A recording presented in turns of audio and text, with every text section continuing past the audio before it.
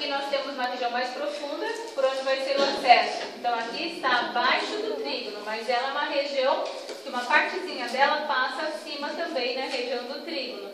Mas o acesso é principalmente na região inferior, onde tem o maior trajeto da veia subclávia. Quem está passando aqui nitidamente? Plexo. Então as artérias que vão passar. Vocês chegaram a ver o tronco tíreo cervical? Das ramificações? Que bom. Então lá. Primeiro ramo aqui da subclávia, a gente tem esse tronco que é chamado de tronco tíreo cervical. E ele tem uma ramificação, ele vai para a tireoide, ele vai para a região occipital, ele vai para a região... Então ele tem as ramificações dessas em artérias menores. Então esse trígono faz parte de quê? Do trígono cervical lateral. Então as veias é a veia subclávia e a jugular. E as artérias? Então vai passar, além da subclávia, vai passar os ramos do tronco, que vai ser a cervical transversa, a supraescapular, que vai lá para a região escapular, e a artéria occipital, que vai para a região do osso occipital. Eu coloquei ela aqui, ó. Que ela é o ramo da externa, da jugular externa.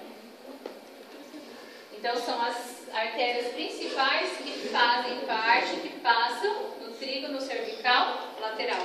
Vocês chegaram a ver essas artérias na prática? Não. As estruturas que compõem o trígono? Não.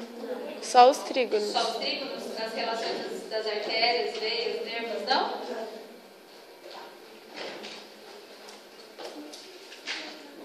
E a subclávia, né? Que é a parte da subclávia que passa nessa região também. E o nervo? O acessório, que inerva quem? Trapézio e esternocleido. E passa-se o que também? Flexo braquial. Lembram as raízes que formam os troncos formam os fascículos formam os nervos. Mas principalmente o que? As raízes e os troncos se encontram no trígono. Então, pode ser que eu peça as artérias, as veias e inervações do trígono, no verdadeiro e falso, no correlacionar. Mas então, guardem as artérias, veias e nervos que passam por esse no geral, tá? Então, assim, no trígono lateral, as artérias, então, vem quem? Cervical? Transversa. Cervical, transversa, mais inferior a elas também sai do tronco tíreo cervical. Supraescapular. Supraescapular, que vai lá para a escápula. O outro ramo que vai sair da jugular, a occipital e uma parte da subclávia. Veias, veio antes, né? Jugular externa. Jugular externa e a subclávia. Inervação, acessório e plexo braquial. Então, se for, é nesse sentido geral, tá? Ai, Jesus. E uma parte dos nervos cervicais. Mas algumas ramificações deles, tá? Nem vou falar da subdivisão do plexo cervical. O plexo cervical são as ramificações mais superiores dos nervos espinais, que eles vão formando as ramificações para a região das musculaturas da região cervical, mas principalmente nervo acessório, nervo e plexo braquial. E uma parte do plexo cervical. Se não lembrar do plexo cervical, não tem problema. Lembrando do braquial e do acessório, beleza. São principalmente para nós, fisioterapeutas, são os mais importantes, tá? Porque plexo braquial inerva todo o membro superior e o acessório, trapézio esternocleido, que são músculos que a gente tem muita alteração de espasmo, porque são músculos posturais, músculos de tensão, principalmente o trapézio, que fica com dor, pessoas com irradiação, pode irradiar para a região de ATM, tudo por parte mais postural.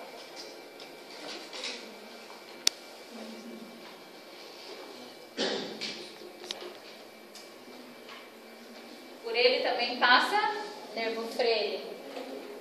Nervo frênico, ele acompanha o músculo escaleno anterior. Esse aqui é o músculo escaleno anterior, aqui é o tronco. Qual a função dele? Ele vem do plexo cervical, ele é formado do plexo cervical. Para onde vai o nervo frênico? Diafragma. Diafragma. É o principal nervo do diafragma. Ele é tanto sensitivo quanto motor, porque ele é a sensibilidade e motricidade do diafragma. Então, no trígono do plexo cervical, forma-se um dos ramos dele, é o nervo frênico, que é o principal no músculo diafragma. Ele atravessa o trígono, entra na cavidade torácica e vai até o músculo diafragma. Então, sempre a relação dele, o escaleno anterior, o músculo, lembra os músculos do pescoço? Escaleno anterior, médio e posterior. Entre o escaleno anterior e o escaleno médio, passa-se quem? Plexo braquial. Anterior ao músculo escaleno anterior, passa-se o nervo frênico. E mais posterior a eles, vai passar aqui o nervo acessório. E na bainha carótica passa quem? Vago. Aqui vai ser a bainha carótica. O nervo vago, artéria jugular, veia jugular, artéria carótida, nervo vago. Posterior a eles, sobre o músculo escaleno Frênico. Posterior a eles, Acessório. Relação para a gente guardar fica mais fácil. Além de toda inervação, vascularização, a gente tem linfonodos. Que linfonodos está associado ao sistema linfático, que são regiões onde vão ser drenado a linfa. Chegaram a ver os linfonodos de região cervical? Então, às vezes, quando a gente tem alguma alteração a nível de pescoço, alguma lesão, alguma doença, ou até associado à cavidade oral, tem o que nessas regiões? Um aumento do volume.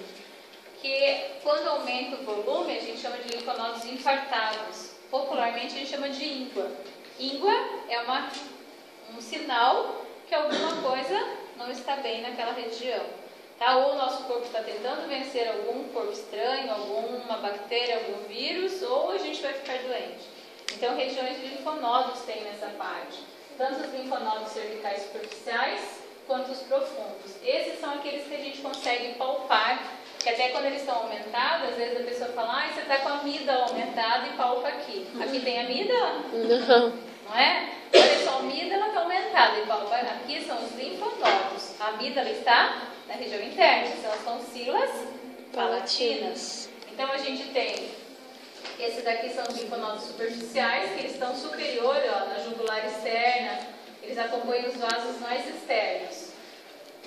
E temos os profundos, que acompanham a jugular interna. Mas são redes, tudo isso aqui são redes de linfonodos. Então, na região do nosso corpo inteiro, a gente tem muitos linfonodos, muitas estruturas de defesa. Então, para aquelas estruturas, para o vírus bater certo, tem que passar por todos esses linfonodos e conseguir vencer nosso sistema imunológico. Então, uma região, como é uma região muito importante, por causa de encéfalo, de crânio, cabeça, é uma região muito rica em linfonodos. Os linfonodos, mais para conhecimento, tá? Vou cobrar de vocês mais região de artérias, veias e inervação, tá bom? Linfonodos só para vocês saberem que tem aquela região. E agora, o trígono cervical anterior, que é esse da frente. Então lá, qual que é o limite anterior dele? Que é essa parte da frente. Vai ser o quê? A linha mediana do nosso. Então, bem ao meio, ele vai ser o limite anterior. E o limite posterior? Quem vai ser aqui? Margem anterior do esternocleidomastoide. A margem anterior do músculo esternocleido, que é todo esse músculo que vai do processo mastoide, externo. O limite superior? A mandíbula. Limite inferior? Processo manúbrio? Que região que nós temos bem no meio do manúbrio? A incisura. A incisura jugular. Lembra que até um ponto para traqueostomia, depois vocês vão aprender que é um ponto de referência para fazer a traqueostomia. Então, sempre a incisura jugular, a nível de incisura jugular. Nessa região também a gente tem um centro da tosse. Quando a pessoa está engasgada, ou criança especial, adulto especial que não tem a tosse, você estimula e a pessoa tosse. Sabia? Tem principalmente crianças, bebês, que eles ficam com muito catarro e não conseguem tossir sozinhos, aí faz o estímulo da tosse. Tem uma regiãozinha que ele faz o tiquezinho e ele tem a tosse para esse período. Só que o trígono cervical, ele é grande, né? Já estimula, já tosse. Ele é grande e ele é subdividido em 4 outros trígonos. Não sei se vocês viram essa subdivisão. Então, o anterior, ele é subdividido em 4. Submetual, porque está abaixo do método. Submandibular, pega principalmente quem? Glândula submandibular. Trígono carótico, que vai pegar o quê? Artéria carótica. Trígono muscular, que pega os músculos e órgãos. Então, a subdivisão. Submentual, submandibular, carótico, muscular. São pequenos. Principal, então, submentual. Ele é limitado por quê? Quem vai estar aqui, ó? Ventre anterior do músculo? De gástrico. Quem vai estar aqui fazendo a região mais superior dele? O músculo? Miloioide. Então, ó, inferior, ele está na parte inferior do membro, porque ele está nessa regiãozinha aqui, ó. Por isso que é submentual, está abaixo do membro. E acima do ocioide. O ocioide está aqui, então está entre o membro e o ocioide. Então, ele é limitado pelo corpo do ióide e lateralmente pelos ventres direito e esquerdo do músculo de gástrico. O ventre anterior. Fica aqui o posterior para lá. E o assoalho, todo esse músculo aqui que é o milo. E vai conter vasos, artérias, veias e linfonodos. Tudo nessa região, tá? Então aqui, essas veias são chamadas de veias jugulares anteriores. Não sei se vocês chegaram a ver na prática. São tributárias da jugular externa. E elas vêm e se unem, ó, se anastomosam. Então elas são chamadas de veias jugulares anteriores. Estão tudo nessa região. Às vezes elas vão até a região de pescoço. E formam um plexo aqui na região do pescoço. Então são as veias tudo tributárias, ou seja, tudo que vão se ligar à veia jugular. O outro trígono, que é o trígono submandibular, ele é ocupado principalmente por quem? Praticamente todo ele é ocupado pela glândula submandibular. Então, o nome dele já é por causa da glândula submandibular. Quais são os limites dele? Ó? O ventre anterior e posterior do músculo de gástrico. Então, ele fica entre os músculos de gástrico, o ventre anterior e o posterior. E a maior parte dele é preenchida pela glândula submandibular. O nervo hipoglosso segue por esse trígono. O que é o nervo hipoglosso mesmo? O 12º par de nervos cranianos, responsável principalmente pelo movimento da língua. E ele desce e passa por essa região para ir para a língua. Olha ele aqui, ó. Vem lá do crânio, atravessa o trígono para ir para a região da língua. Quem mais está nessa região? Uma subdivisão de quê? Da facial? Que artéria que está aqui? Artéria facial, que a gente chama de artéria submandibular. E aqui, maior parte pegando quem? A glândula submandibular.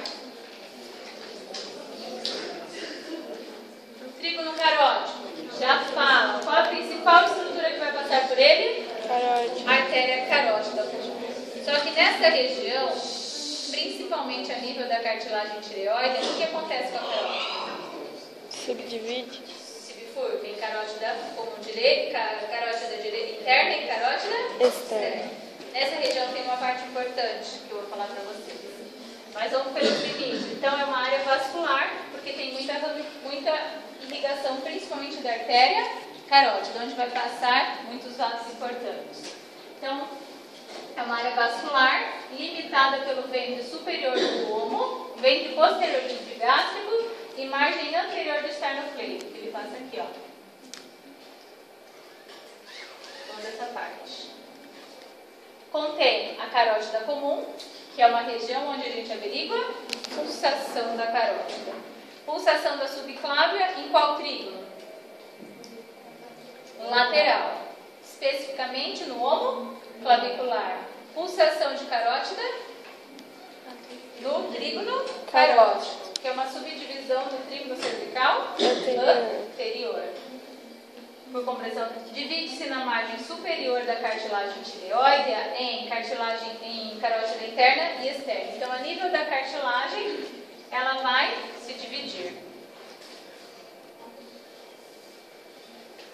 Então, aqui a gente tem a carótida comum e aqui a nível da cartilagem tireoidea, que a cartilagem vai estar aqui, a proeminência, ela se bifurca.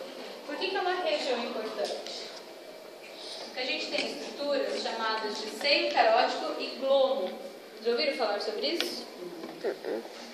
Seio carótico é essa dilatação que tem, geralmente a nível da jugular interna, quando ela se bifurca. Logo na bifurcação, aqui nós temos células, receptores específicos, baroreceptores, que são receptores específicos para pressão. Quando a gente tem um aumento da pressão, o sangue passa batendo nessa região com muita força. Isso vai estimular esses receptores do seio, dessa dilatação. Os receptores captam informação e mandam para o cérebro. Qual a informação? Cérebro, pressão alta, pressão muito intensa na parede do vaso. Cérebro capta informação, processa e qual é a resposta? A nível vascular no geral, vasodilatação ou vasoconstrição? Vasodilatação. Faz uma vasodilatação, diminui pressão. Fez feedback, que é uma retroalimentação. Se acontece o contrário, a pressão ali dentro começa a diminuir muito, o sangue passa com uma pressão muito baixa. O que vai acontecer? Vasoconstrição. Estimula esses receptores, manda informação, qual é a resposta? Vasoconstrição dos vasos. Vasoconstrição aumenta a pressão. Então, ele é uma região, bem essa dilatação, ó. É uma região importantíssima, principalmente de controle de pressão arterial. E ó, quem inerva ele? Glossofaríngeo e vago, que é a região de parasimpático. Ele que vai dar os estímulos, ou vasodilatação ou vasoconstrição. Então, parte de regulação de pressão arterial é importantíssimo. E tem pessoas que têm aneurisma dessa região, ou seja, uma dilatação anormal dessa região. E é perigoso, tá? E tem outra estrutura, essa massa ovoide, ó, meio marrom, na região próxima do seio, chamado de glomo carótico. Qual é a diferença? O glomo, ele é estimulado pela quantidade de oxigênio ou gás carbônico. O seio é estimulado pela pressão, por isso que são baroreceptores. No glomo são quimiorreceptores. Se começa a cair o nível de oxigênio no sangue, quando o sangue passa naquela região e capta a queda de oxigênio ou o aumento do gás carbônico, o que faz? Manda informação, qual a resposta? Vasoconstrição. Respirar mais. A pessoa começa uma hiperventilação. Aumenta a frequência respiratória. Por que aumenta a frequência respiratória? Para aumentar as trocas gasosas, para aumentar a oxigenação sanguínea e diminuir gás carbônico. Certo? Então, geralmente eles são estimulados, ó. Nível de oxigênio do sangue. Então, se baixar, hiperventila. Se estiver muito aumentado, vai diminuir a frequência respiratória. Então, não esqueçam, são estruturas que se encontram bem na bifurcação entre carótida comum e carótida interna e externa. O seio é a dilatação, geralmente na jugular interna, mas pode ocorrer a nível da carótida comum, antes da bifurcação. Capta a parte de pressão. São os baroreceptores. E o glomo, que é essa massa de tecido especial, fica também próximo, capta a quantidade de oxigenação. Então, os dois são relacionados à parte de pressão arterial ou oxigenação sanguínea. Então, aqui é uma com a carótida interna, e aqui a externa com as ramificações e o globo. Que nervo que está vindo aqui? Vago? Vago. Nervo vago. E o último, o trígono muscular. O trígono muscular, ele é onde estão os músculos infra-ióideos. Então, onde a gente tem os músculos infra-ióideos são os músculos, o trígono muscular. Então, ele é limitado pelo ventre superior do ombro, escavação ao ombro vem para cá e aqui. Quem mais? A margem do esternocleito. E quem está aqui no meio? Plano mediano do pescoço. O que ele vai conter? Principalmente os músculos infra, as vísceras do pescoço, como? Que glândula que vai ter aqui? Tireoide. Glândula tireoide e a posterior a elas, menorzinhas? Paratireoide. Paratireoides. Aqui vai falar de cada um deles. Então, aí nós temos que eles auxiliam na deglutição e na fala. Então, nós temos esse aqui que é o externo. E óideo, porque vai do osso externo ao osso e óideo. Esse daqui, não tô nem olhando. o lomo, ióide, né? Ventre superior e ventre inferior. Esse daqui, externo, tireoide, porque só vai até a cartilagem tireoide, e o menorzinho acima dele, tireoide, que vai entre a cartilagem tireoide e o osso ióide. Principal vasos, então, no geral: a artéria carótida comum, a artéria carótida interna Na frente, né? e a externa. E as subdivisões dela? Essas subdivisões, para vocês não precisam, tá? Só as principais, as subdivisões para vocês não precisam. A parte venosa. Isso daqui a gente mostrou lá na fossa. Lembra? A gente falou sobre essa vascularização. Aqui quem vem? Veia facial, aqui, retro. mandibular, jugular interno. Interno. E os ramos que vão drenando. E aqui tem a subclávia e a jugular externa vem geralmente ou aqui, pode acontecer que voltar direto na jugular interna. Mas a jugular interna, quando